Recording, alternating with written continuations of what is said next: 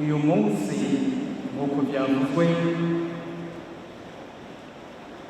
ni umunsi w'isabukuru ridasanzwe, twiyumviriye impamvu umwana w'Imana yaje kutuvukiramo akigira umuntu. Iyo mpamvu irakomeye kuko ni impamvu iduturuka ko twebwe abana b'abantu, ibiremwa by'Imana. Mu nyandiko zose biravugwa ko twacumuye, Imana yaturemye mu ishusho yayo, iturema turi beza, hanyuma turisiga ivyondo.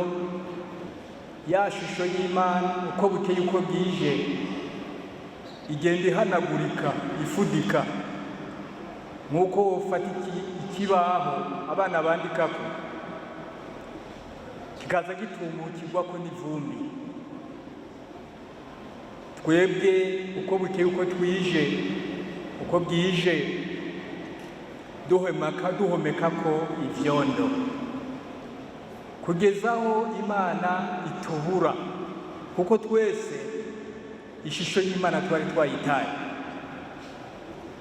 Ivyo vyondo vyari ibyaha byacu, ariko Imana iraraba iti aba bantu nabaremye ndabakunda, nubwo bakoze amakosa menshi, ibyaha byinshi, sinobaheba, sinobaka ngo ndabagire nk'uko nagize Sodoma na Gomora. Ati reka basi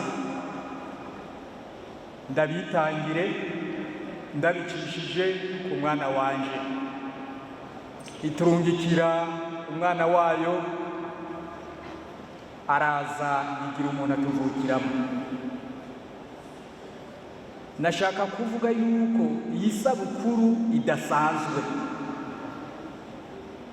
kuko kutuvukiramo kwa Yesu ni ikimenyetso ko twakize, ko Imana yatubabariye,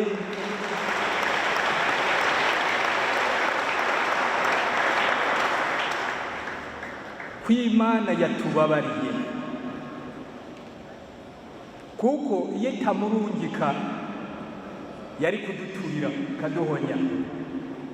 Mugabo yaravuze iti reka ndungike umwana wanje, ndungike iyindi Mana dusangiye ubumana, yihindura umuntu aze atuvukiremwo.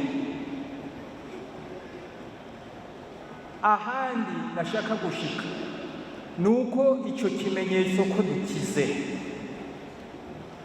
ni ikimenyetso gikomeye cy'urukundo Imana idukunda.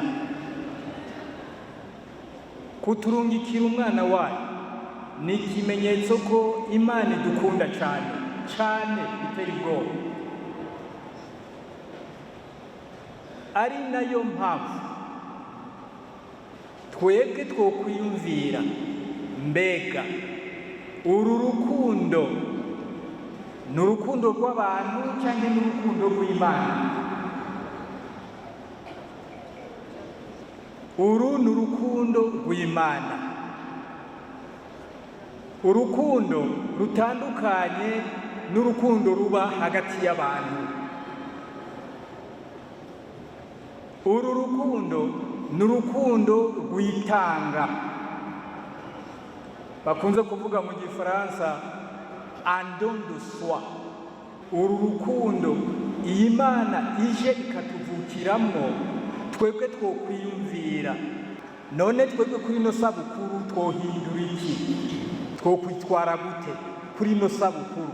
Twovyiyumvira gute? Imana yaraje kugira ngo itegure ingene izodukura ko akabi, izodukura ku ivyaha. Uno munsi ko twabimenye, icyo twotangura gukora muri uku kwakira iri vuka ry'umwana Yesu, icyo twotangura gukora ni iki kugira ngo biriya byaha bizotuva ko ari uko amaraso amenetse, ari uko Yesu tumubambye ku musaraba, ari uko tumukubise inkoni nyinshi, ari uko tumumereye nabi. None ko yatuvukiye uno munsi kandi tukaba tuzi ko ni ari isabukuru, twokora iki? Iyo tuvuga ngo abantu turakundana, turumvikana, turagira gute n'ibiki, ariko twongereye ikindi kintu, ni ukwibaza. Simvuze nta nyinshi mfise, ariko twibaze. Avuga ko igihe cyose wowe uri kuracumura, wowe uri kurakora amakosa, wowe udakora ibi uri kurakora ibitabereye, ubu uri kuributsa Yesu bya bikomere byo ku musaraba.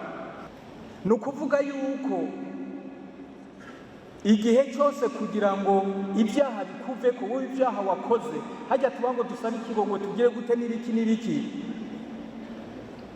ni ukuvuga ko Yesu tumwica, kuko kugira ngo ibyo byaha bikuve ko ni uko umubamba ku musaraba, agapfa, akongera akazuka.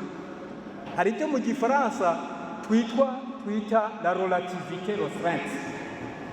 Ni ukuvuga ko igihe cyose ucumura, mu mwanya mutoyi ubaho, mu mwanya mutoyi ubaho, wibaza umwanya mutoyi ubaho, ni ukuvuga kuri kurisha Yesu, uri kuramubamba ku musaraba. Ni ukuvuga yuko Yesu umwanya wose arahwera kugira ngo wewe ukundikire. Namwe bibaze, twebwe hari ukuntu abana b'abantu le champ, ni ukuvuga l'étendue, uko tugwiza ibyaha.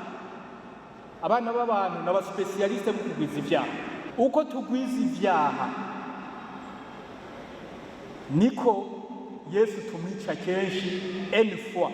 Ufate uko tumwica fois n. Ariko Imana kugeza uno munsi, kuri ino tariki iraturungikiye umwana we ngo atuvukiremo. Imana nimba yaratwihaye ikaturungikira umwana wayo, reka natwe twitegure kwiha abandi. Icyo ni cyo Imana idusaba, natwe twitegure kwiha abandi, twitangira abandi, tuvuganira abandi, tuniganira abandi.